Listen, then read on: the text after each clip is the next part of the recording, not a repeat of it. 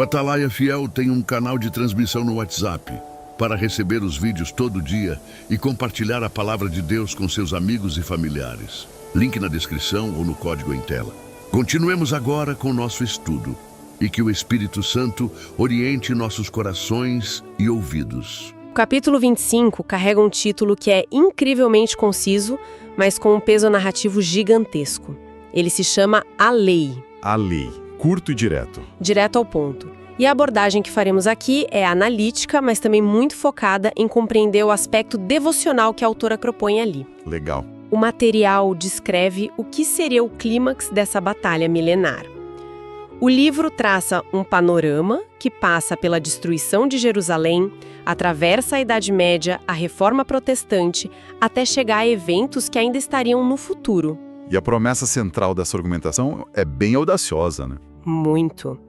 A obra tenta explicar por que o mundo contemporâneo é estruturado dessa maneira e o que define quem vai prevalecer nesse conflito. É uma lente que dá um sentido muito maior para as crises globais. Certo. Vamos empacotar isso? Porque a nossa missão hoje é fazer uma lupa e incidir sobre como um conjunto de regras espirituais milenares se torna, segundo a narrativa, o epicentro da última grande crise da história. E não é um debate teológico abstrato e distante da realidade de quem nos ouve. Exatamente, não é algo apenas acadêmico. A obra promete revelar as engrenagens da sociedade, da política e da nossa própria liberdade de consciência.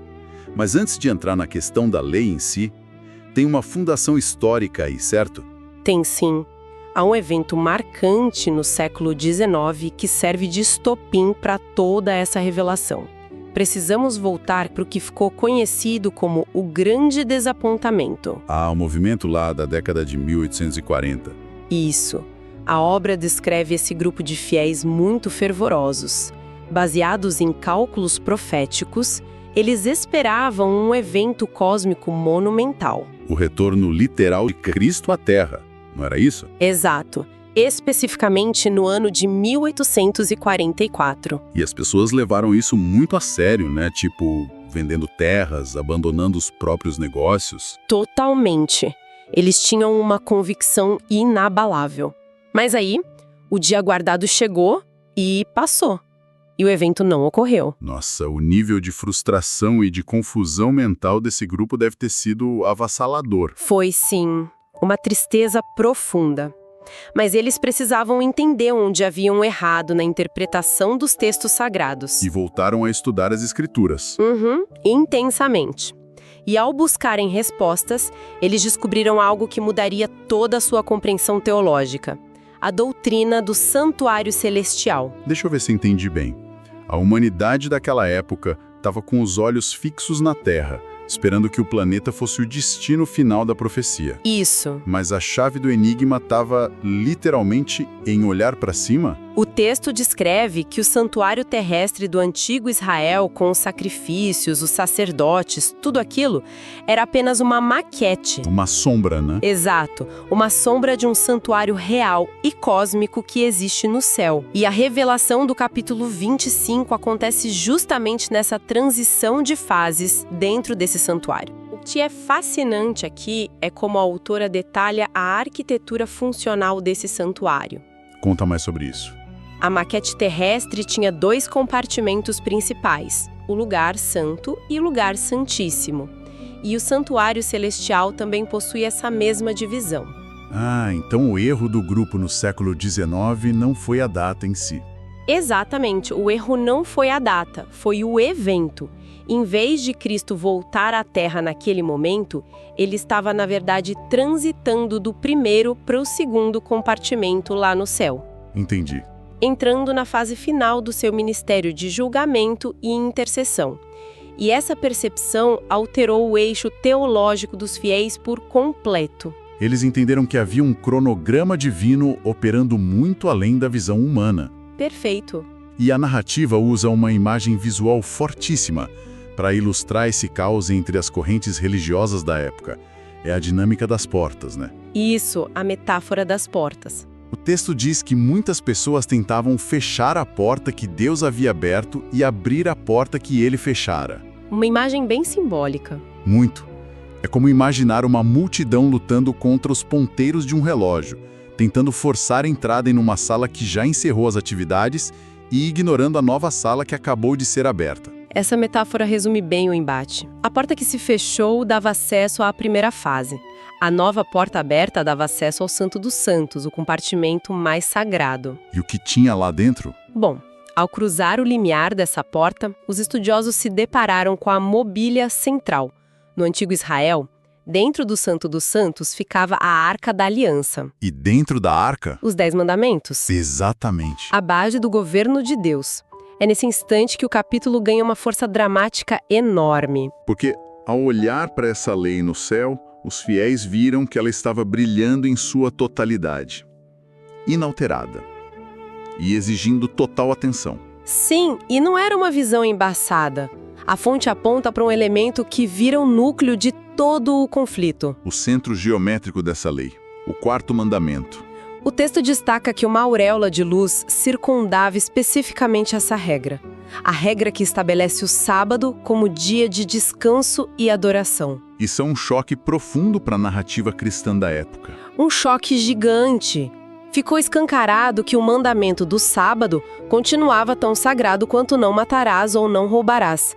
E a maioria esmagadora do mundo cristão tinha simplesmente descartado essa prática. Trocando pela tradição do domingo. Pois é, e a simples constatação de que o mandamento era válido gerou uma oposição feroz e implacável. Faz sentido, porque aceitar o novo ministério celestial envolvia aceitar toda a lei, sem exceções. Isso representava uma ruptura sísmica, com séculos de tradição consolidada. Era expor um desvio histórico, né?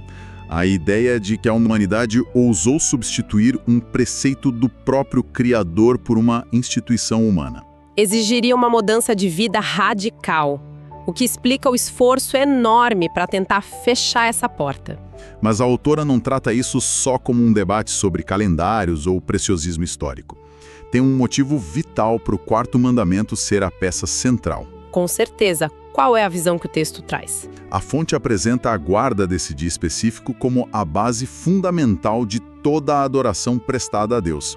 Funciona como um sinal de lealdade àquele que fez os céus, a terra, o mar e as fontes das águas. É o antídoto contra o ateísmo. Exato. O grande antídoto contra o ateísmo, a idolatria e a descrença.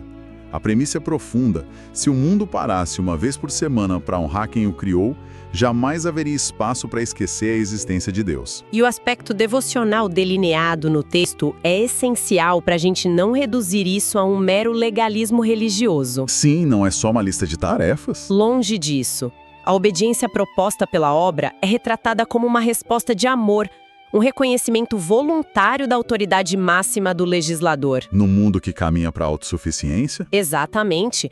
No mundo que exalta a inteligência humana, parar um dia por semana para reconhecer que não somos os donos do planeta é um ato revolucionário de humildade espiritual. É a afirmação prática de que o trono do universo já está ocupado. Sabe o que isso me lembra? O quê? Sabe aquelas obras de arte inestimáveis que ficam nos grandes museus sob forte esquema de segurança? Sei. O que prova que aquele quadro não é uma falsificação brilhante. É o selo de autenticidade. A assinatura inconfundível do artista ali no canto da tela. Ah, que analogia interessante. O quarto mandamento funciona de maneira idêntica segundo a obra. É a assinatura do artista do universo deixada na sua criação.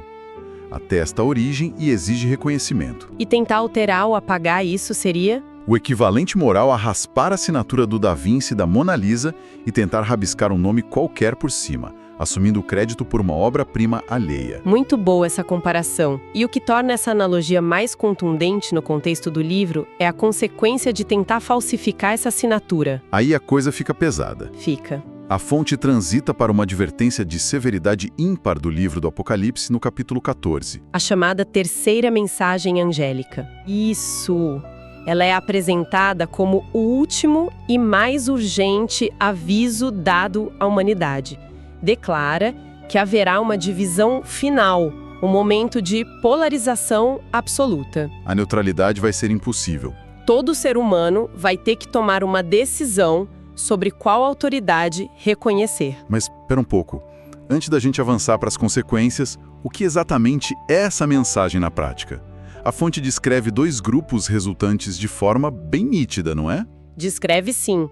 A mensagem é essencialmente um ultimato contra a adoração de falsos poderes. Ela adverte contra a adoração à besta e à sua imagem e contra receber a marca dela. A consequência para quem ignora é receber o cálice da ira divina. E, em contraste, a mensagem descreve os vitoriosos.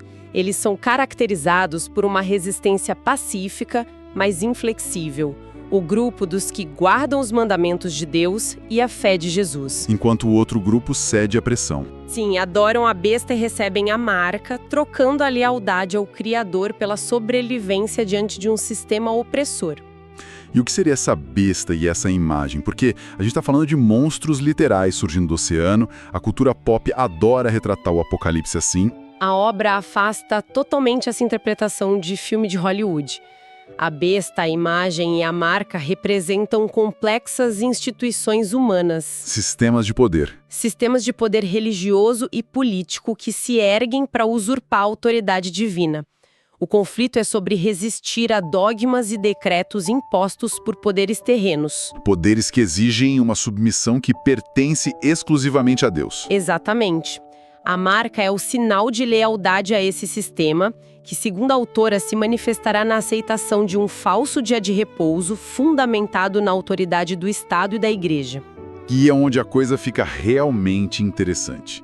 E, confesso, dá até um frio na barriga pela proximidade com os cenários políticos reais de hoje em dia. Com certeza. O texto prevê uma união inimaginável, especialmente em democracias modernas. A união ferrenha entre igreja e Estado. A obra projeta um cenário onde poderes civis e lideranças religiosas vão dar as mãos de forma global para obrigar todas as classes sociais a receberem essa marca, substituindo leis divinas por legislações puramente humanas. É a previsão de um sistema de intolerância global institucionalizado sob pretexto do bem comum. Sob o pretexto do bem comum, isso é assustador. Essa projeção exige da gente uma análise cuidadosa de como a história tende a se repetir. A obra fundamenta esse medo apontando para o passado. Invariavelmente, quando a religião se uniu ao braço forte do Estado civil, o resultado foi perseguição, certo? Supressão violenta da liberdade de consciência.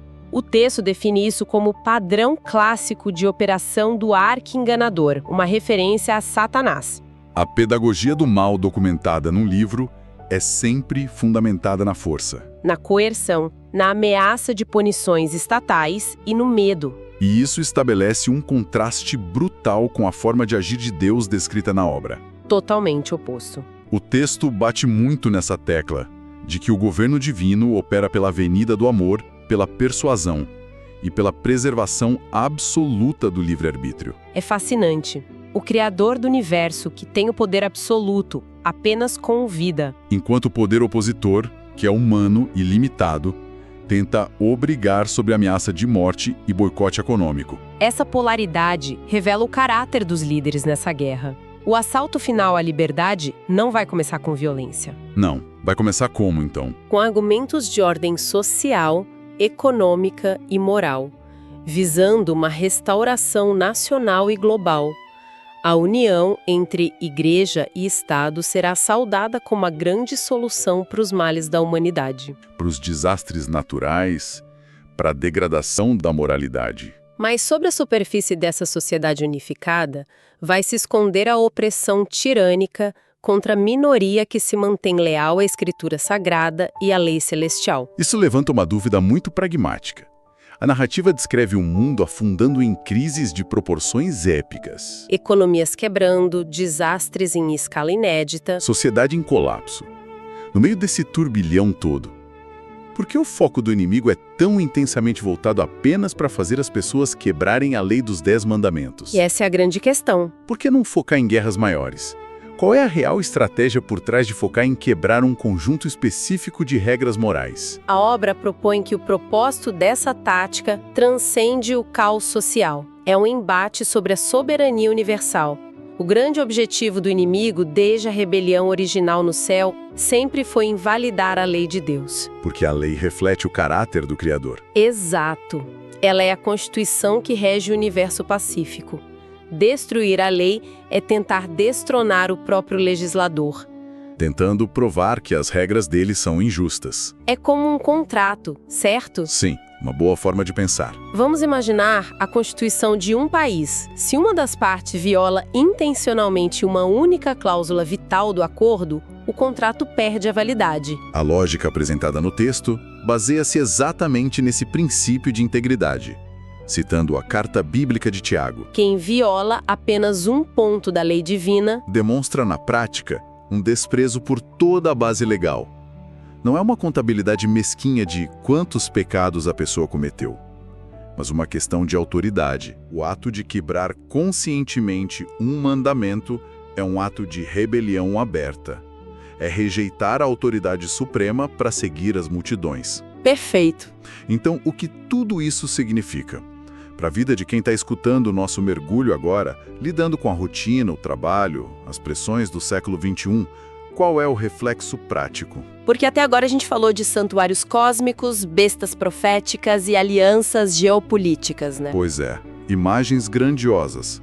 Mas a genialidade da obra é ancorar esse drama épico no cotidiano. O significado prático que a autora extrai de tudo isso dá a este capítulo seu tom devocional mais comovente. A batalha escatológica final não vai ser nos tribunais ou nos gabinetes dos governantes. A verdadeira trincheira passa diretamente pelo coração e pela consciência de cada pessoa. O conflito se resume a uma escolha prática e diária. A obediência movida pelo amor versus a submissão confortável às tradições. O texto atua como um desafio para cultivar uma espiritualidade verdadeira, uma espiritualidade ancorada em princípios inegociáveis. Capaz de ficar em pé mesmo quando o mundo inteiro exigir o contrário. É uma perspectiva intimidante e fascinante ao mesmo tempo. Sem dúvida. Para recapitularmos as grandes sacadas desse estudo do capítulo 25, vimos o desapontamento que levou à descoberta do santuário celestial,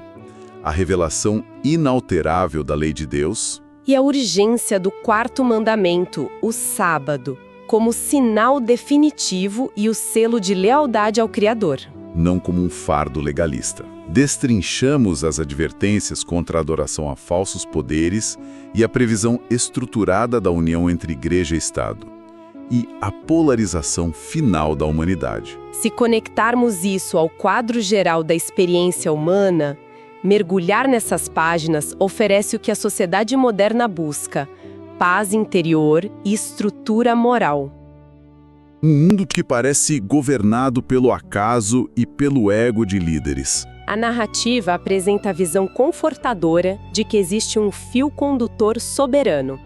Saber que o sofrimento faz parte de uma guerra com desfecho garantido, onde a verdade prevalecerá, retira o poder do medo. Transforma a ansiedade numa esperança robusta na justiça final. É um convite poderoso para enxergar o telejornal de hoje com outras lentes. Lentes completamente diferentes. E para encerrar, a gente quer deixar um pensamento profundo para reverberar. Se a maior e mais decisiva crise da história não vai ser resolvida por exércitos militares ou acordos diplomáticos, mas sim pela quietude invisível da lealdade de um indivíduo a uma lei divina. De que forma as pequenas concessões morais que fazemos no conforto do nosso dia a dia estão, neste exato momento, decidindo silenciosamente de que lado dessa imensa linha divisória cósmica iremos nos posicionar quando a tempestade chegar. Uma reflexão realmente indispensável para carregar ao longo da semana. Agradecemos muito a companhia ao longo de mais este aprofundamento e esperamos que sirva como um estímulo para buscar clareza sempre. Muito obrigado pela companhia de quem acompanhou até aqui. Continuem sempre questionando o que parece óbvio, investigando as fontes e mantendo o coração aberto para verdades transformadoras. Um grande abraço e nos encontramos na nossa próxima jornada pelas grandes ideias.